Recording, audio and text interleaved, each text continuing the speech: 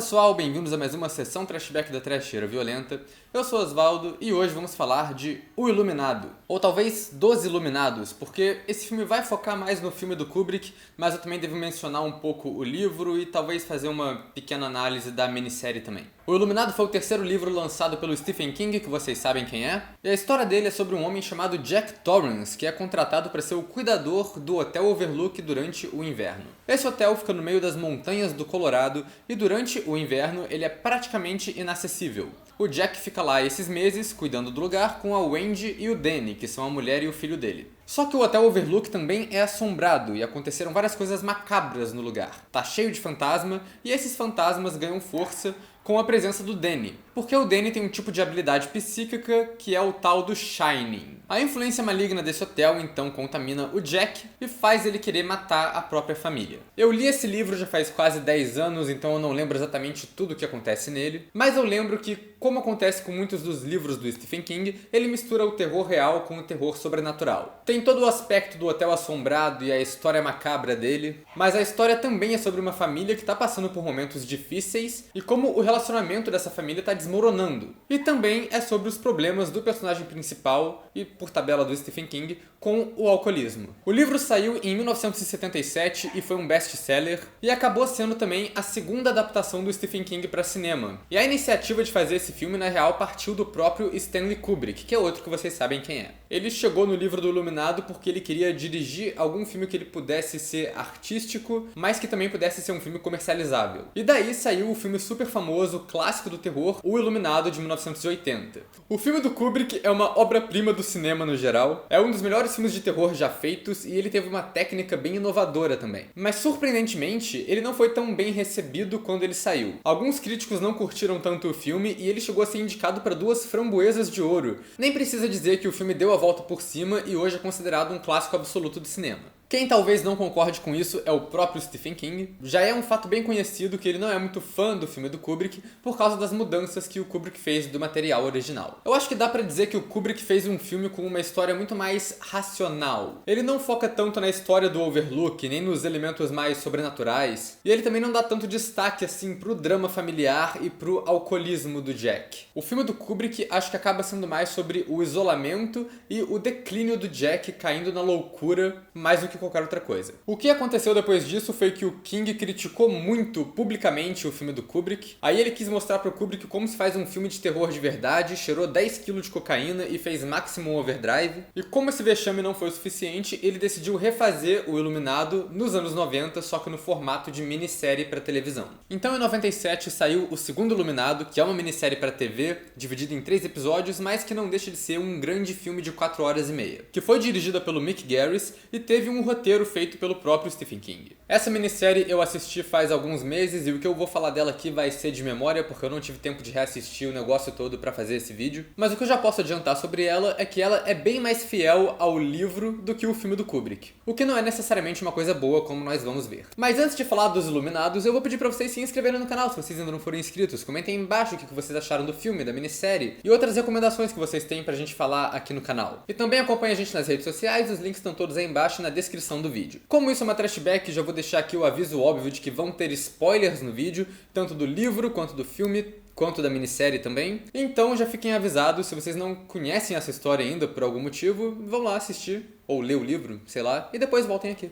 Igual eu falei na Trashback de Psicose, eu acho difícil falar do Iluminado do Kubrick aqui, porque ele é um desses filmes de terror que já foi analisado tantas e tantas vezes. Já acharam tudo que tinha pra achar nesse filme, tem uma porrada de artigo online explicando, falando cena por cena, colocando os significados e os simbolismos. Eu naturalmente não li nenhum desses artigos e vou fazer esse vídeo baseado só no que eu observei quando eu tava assistindo o filme e o making of mesmo. Pra falar que eu não me interessei o mínimo, eu também assisti o documentário Quarto 237, que eu na verdade nem ia mencionar aqui, mas eu vou mencionar porque eu acho que é um documentário muito bizarro. Foi um cara que pegou as teorias mais absurdas que as pessoas têm sobre o Iluminado, falam que o filme é sobre genocídio indígena ou sobre o Holocausto, e eles mostram umas evidências bem fracas e sem sentido, mas eles falam com tanta propriedade. Então o Iluminado já foi analisado até para além da sanidade mental. E por causa disso, também por causa do status desse filme como uma grande obra-prima do cinema, já tem aquela listinha de fatos que todo mundo sabe sobre o Iluminado. Aquelas coisas que já são da cultura geral, que já caíram no senso comum. E pra começar essa análise bem, eu já vou listar todas elas bem rápidas aqui, igual um vídeo de clickbait, então vamos lá. 7 fatos sobre o Iluminado do Kubrick que você já está careca de saber.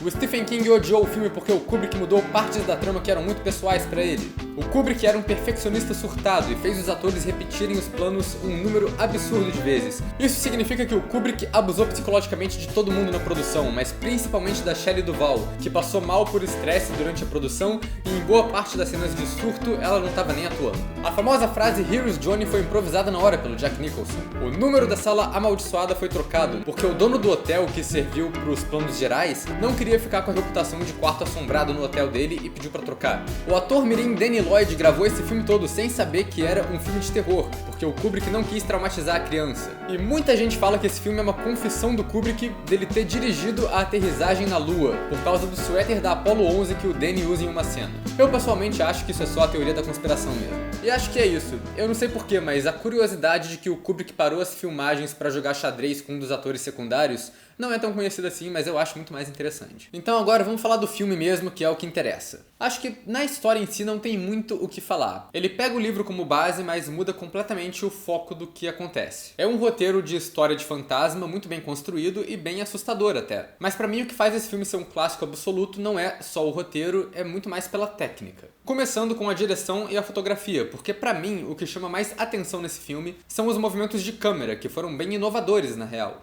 Esse foi um dos primeiros filmes a usar a técnica do Steadicam, que é um apetrecho que o operador de câmera encaixa no corpo para dar estabilidade para a câmera enquanto ele se move. O Kubrick contratou o Garrett Brown, que foi o criador do Steadicam, para ser o operador de câmera no filme, porque era o único jeito dele fazer o tipo de plano que ele tinha visualizado pro filme dele. Tipo naquelas cenas famosas, que é um plano longo que acompanha o Danny andando de velotrol pelo hotel. Só que para ele conseguir fazer isso, o Steadicam tinha que pegar de um ângulo muito baixo, que ele não chegava. Então não só eles tiveram que fazer um equipamento adicional que conseguisse descer mais a câmera, e ainda gravaram a cena com o operador da Steadicam sentado numa cadeira de rodas e outro cara empurrando ele por aí. O resultado é um dos planos mais icônicos do filme. O resto do filme também é quase todo gravado em planos longos que usam ou um tipo de panorâmica, ou um movimento de carrinho, ou até mesmo o próprio Steadicam. Tem muitas cenas que a câmera segue os personagens, vira os corredores junto com eles, ou que os personagens andam na direção da câmera enquanto exploram o lugar, sempre virando de um lado pro outro. Todo esse movimento dá uma sensação de labirinto pro hotel, e nem sempre a geografia do lugar faz todo o sentido. Porque eles também estão transitando entre vários sets dentro de um estúdio, o filme não foi gravado dentro de um hotel de verdade. Até nas cenas de diálogo tem muito movimento de câmera e de atores, então tem várias cenas que podem parecer simples, mas que na real foram bem complexas. Dá até pra ver como é diferente nesse filme, que vários planos que não chamariam atenção num filme comum chamam atenção aqui. Um bom exemplo disso são os planos gerais que abrem o filme, que mostram o Jack dirigindo até o hotel. Não só são os planos bem bonitos, como eles são todos gravados em um helicóptero que tá fazendo uns movimentos bem ousados também. Toda essa cena inicial já tem uma atmosfera de terror imediata, e eu gosto como você vai vendo a mudança de cenário. Começa como um lago, mas vai ficando mais frio, virando umas montanhas cheias de neve, e dá essa sensação de isolamento que é bem importante para a trama funcionar. E uma coisa bem importante que o Iluminado do Kubrick consegue fazer é ser assustador. É uma mistura da direção com a trilha sonora, que é toda feita de música clássica bizarra, e também com imagens bem perturbadoras. E muitas dessas imagens se tornaram icônicas hoje em dia. O elevador cheio de sangue caindo em câmera lenta, o plano do Jack congelado no final, que é bem famoso e bem assustador, e claro, as duas meninas mortas, que viraram um dos símbolos do filme. E é engraçado que todo mundo se refere a ela como as gêmeas, mas na real no começo do filme, um dos personagens fala que elas têm 8 e 10 anos, então elas não são gêmeas. Olha aí o clickbait de novo. O jeito que essas imagens macabras são colocadas no meio do filme funciona muito bem também, porque o Kubrick faz aquela coisa meio mensagem subliminar. Ele pisca alguns planos na tela de coisas bizarras acontecendo, ou então ele coloca alguns trechos passando em momentos diferentes do filme. Parte da tensão também vem da reação dos personagens a esses planos de terror. No final tem a cena dos esqueletos no salão de festa, que podia até ser meio tosca, mas a reação da Shelley Duvall faz a cena funcionar. Tem também a famosa cena do banheiro do quarto 237, que pra mim é o ponto no qual o terror sobrenatural do filme tá mais tenso. É aquela clássica cena que o Jack Nicholson acha uma moça pelada, decide dar uns beijos nela, e quando ele vê de novo é uma velha morta em decomposição. Isso já é aterrorizante por si só, mas a cena toda tem um impacto importante na trama, que é fazer o Jack entrar no estado psicopata de espírito que ele vai ficar no resto do filme. E o Jack é a grande ameaça no fim do filme. Ele se torna um dos vilões mais clássicos do terror, com o visual da jaqueta vermelha e o machado. E as atuações nesse filme são realmente sensacionais, porque acho que uma das cenas mais tensas é o confronto do Jack com a Wendy na sala de escrita. A cena que ela descobre as páginas bizarras que ele estava escrevendo e que termina com ela acertando ele com um bastão. E falando nessas páginas, tem que mencionar que de fato elas foram digitadas pela assistente do Kubrick. E o mais bizarro, quando tem algum áudio do Jack digitando elas durante o filme, o Kubrick realmente gravou alguém digitando a frase "All work and no play makes Jack a dull boy" repetidas vezes na máquina, porque ele viu em algum lugar que as teclas diferentes faziam barulhos diferentes na máquina e ele queria dar a impressão de realidade, porque o cara era surtado. Outro aspecto de terror que o Kubrick transmite bem é toda a parte do Tony. O Danny tem esse amigo imaginário que ele descreve como uma voz que fala por ele, e ele faz aquele movimento com o dedo e a voz bizarra, como se ele estivesse num estado de transe toda vez que ele fala como o Tony. Isso não é tão explicado no filme do Kubrick quanto é na minissérie, e eu acho que isso acaba sendo pro melhor. Fica óbvio que isso tem alguma coisa a ver com as habilidades psíquicas do Danny, mas no começo do filme a gente não sabe o que é o Tony e nem qual é a dele, se ele é alguma coisa maligna que tá ali. Tudo que a gente vê é o menino falando com o dedo e as conversas da mãe com uma médica. Dá um aspecto meio exorcista pro filme, que a mãe acha que o filho tem alguma doença ou alguma coisa errada com ele, mas ninguém consegue dizer o que é. E aí a gente compara isso, que são ótimas cenas de terror, com a minissérie dos anos 90, onde o Tony é um rapaz de óculos flutuante que fica conversando com o Danny constantemente. É mais fiel ao livro? Sim, mas também tira toda a tensão dessa subtrama, além de ser um pouco brega também.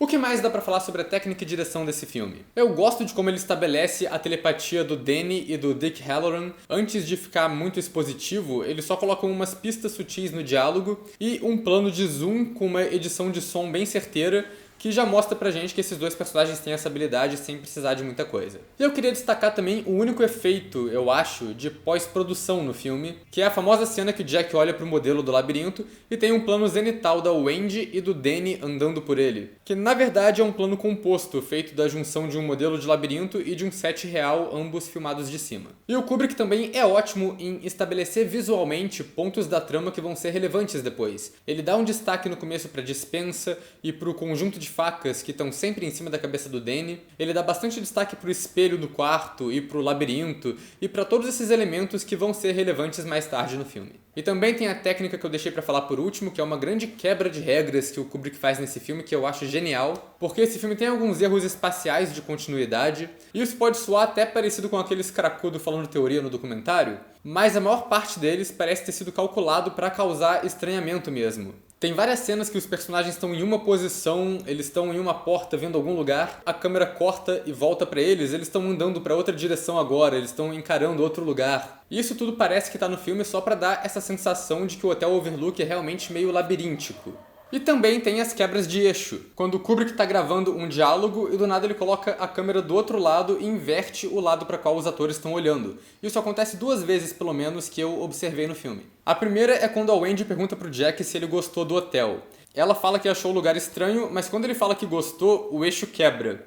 Acho que isso serve pra mostrar como ele já tá sendo corrompido por aquele lugar desde cedo, ou talvez só pra mostrar que ele tá mentindo mesmo, que ele na real tá suspeitando alguma coisa desse hotel também. A segunda é mais perceptível, que é quando o Jack encontra com o fantasma do Grady no banheiro. Quando o Jack reconhece o nome e percebe que tá falando com o cara que matou a mulher e as filhas, o eixo quebra.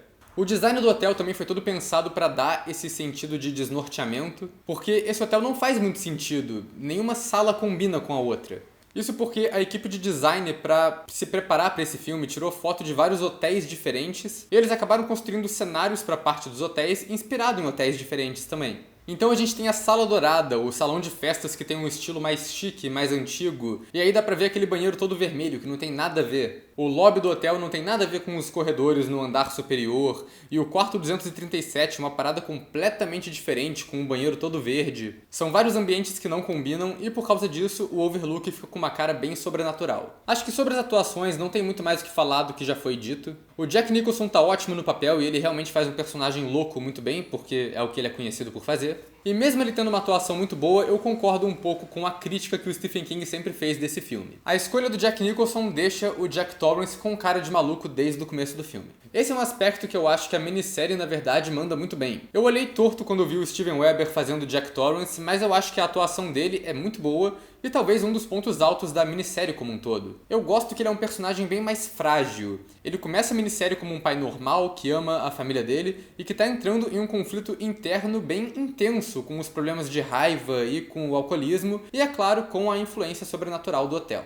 Nesse aspecto do Jack Torrance, eu acho que o roteiro da minissérie é melhor construído, mas eu acho que deixar o Jack um pouco mais superficial foi um plano do Kubrick também. Talvez ele só queria fazer um filme sobre como o Jack sempre foi surtado, mas estava controlando isso, e o Overlook só liberou essa parte dele. Isso até é uma parte bem interessante do filme, porque o Kubrick deixa bem ambíguo todos os elementos sobrenaturais que acontecem lá. Muito mais ambíguo do que no livro ou na minissérie. Na real, a única cena que não tem uma explicação lógica é a porta da despensa abrindo, que foi uma ação direta dos fantasmas. O resto todo do filme pode ser interpretado como uma alucinação da família. E falando dessa cena da despensa, eu acho que é o melhor momento de atuação do Jack Nicholson no filme. É aquele plano que vem de baixo pra cima com ele batendo na porta, porque tem uma troca de emoções que ele passa que é muito boa. Ele tá puto, e depois ele finge que tá chorando, e você vê na cara dele que ele tá sendo falso, e depois ele volta à loucura de novo. É muito bom. A Shelley Duvall também tá muito bem aqui. A Wendy passa metade do filme surtando de desespero, até porque a própria atriz estava também, né? E acho que a melhor cena dela, pra mim, é a cena do bastão de beisebol, que ela tá sensacional. E o ator mirim também, né, o Danny Lloyd, tem umas reações muito boas e bem aterrorizantes, que é até meio bizarro você pensar que essa criança não sabia o filme que ela estava fazendo. E nem tem muita graça comparar esses dois com a minissérie, porque eu acho a Wendy e o Danny da série bem fraquinhos. Acho que o lance da Wendy é que no filme do Kubrick ela tem muito mais personalidade. Ela parece uma personagem sofrida e só nas primeiras cenas já fica bem implícito que ela tá num relacionamento bem abalado e que tem um monte de merda acontecendo na vida dela. Enquanto a Rebecca De Mornay na minissérie só parece uma esposa genérica de filme de terror. O filme do Kubrick também tem personagens secundários bem memoráveis. Tem os fantasmas do Lloyd, o barman, e o Grady, o cuidador, que tem umas cenas bem intensas. E tem o dono do hotel, o Ullman, no começo do filme, que parece até uma caricatura política. A minissérie se desenvolve mais com os fantasmas do hotel, e alguns deles até têm uma maquiagem mais elaborada, mas nenhum consegue ser tão memorável quanto o Lloyd, que só fica com uma expressão sombria e umas frases enigmáticas ali. Acho que essa comparação do roteiro do Stephen King para a minissérie e do roteiro para o filme do Kubrick serve como um bom exemplo de como uma mesma história pode ser contada de maneiras bem diferentes. O filme do Kubrick também é bem mais ambíguo em relação ao hotel. Ele não explora muito o passado macabro do lugar. Eu lembro de uma das coisas que eu gostei mais no livro foram os capítulos que contam o que aconteceu no passado do hotel, porque é uma coisa que o Stephen King faz muito bem, é criar a história macabra dos lugares. E a minissérie pega bastante disso também. Tem flashbacks para festas e para os assassinatos que aconteceram no hotel. Um dos fantasmas principais que aparece é o Horace Durant, que é o fundador do Hotel Overlook, que tem bastante destaque na trama até. Ele até aparece no filme do Kubrick também, mas em uma cena só e sem falas, e provavelmente ninguém entendeu porra nenhuma, mas com certeza todo mundo lembra dele, porque é aquele famoso plano do homem vestido de urso. Isso é uma referência que o Kubrick colocou, que na história original ele detalha que o Derwent, o criador do hotel, tinha um fetiche meio estranho, e ele mantinha esse cara que é um amante e também um servo, vestido de cachorro e servindo de capacho, entretendo as pessoas na festa. Então, esse plano bizarro tá ali mais ou menos pra significar isso. E claro que isso tudo acontece na minissérie pra TV também, tá lá pra ser visto. Tem todo o aspecto do drama familiar, que é um pouco mais elaborado na minissérie também. Até porque a minissérie tem mais tempo pra fazer isso, porque são 4 horas e meia. O incidente que aconteceu no passado, que o Jack machucou e quebrou o braço do Danny sem querer, que abalou o relacionamento da família deles. Na minissérie, o Steven Weber tem muito mais cena que ele parece estar realmente complexado com isso e se cobrando de nunca mais fazer algo errado desse jeito de novo. No filme do Kubrick, esses elementos não têm tanto destaque, acho que porque o Jack Torrance do filme já começa bem distante da família dele. E o Kubrick, na verdade, consegue mostrar isso muito bem através da direção e de alguns detalhes do roteiro. Tem alguns planos de diálogo que o Jack tá refletido no espelho, que pra mim já mostra como ele não tá tão presente assim ali. Tem todos os planos do Jack escrevendo sozinho na sala dele, que vão ficando muito abertos com o passar da trama, mostrando que ele tá se isolando ali até da própria família, ele tá no próprio mundo. E tem uma cena que eu gosto bastante também, que é quando a Wendy começa a falar sobre o tempo no rádio, que mostra que ela não tá nem falando com o Jack direito e tá tentando puxar assunto qualquer com os guardinhas que respondem ela. Mostra que a família não tá se falando tanto, que eles estão bem distantes. E também tem o lance do vício em álcool do Jack, que no filme do Kubrick, como ele parece que tá maluco desde o princípio, ele ter voltado a beber não parece afetar tanto o personagem assim. Isso é uma coisa que a minissérie põe bastante em destaque. O tempo todo tá o Jack falando que queria beber alguma coisa, mas ele não pode. Ele vai em reunião de alcoólatras anônimos. E a grande virada do personagem pra ele virar o vilão da história é quando ele começa a beber o uísque fantasma do hotel. E a atuação do Steven Weber de um homem visivelmente bêbado, quando ele tem esse surto psicótico, também é muito boa. Outro ponto bem divergente nessas duas versões é o próprio Shining, as habilidades psíquicas do Danny e do Dick Hallorann, que são muito mais ambíguas na versão do Kubrick. Eles trocam algumas falas por telepatia, mas nunca passa muito disso.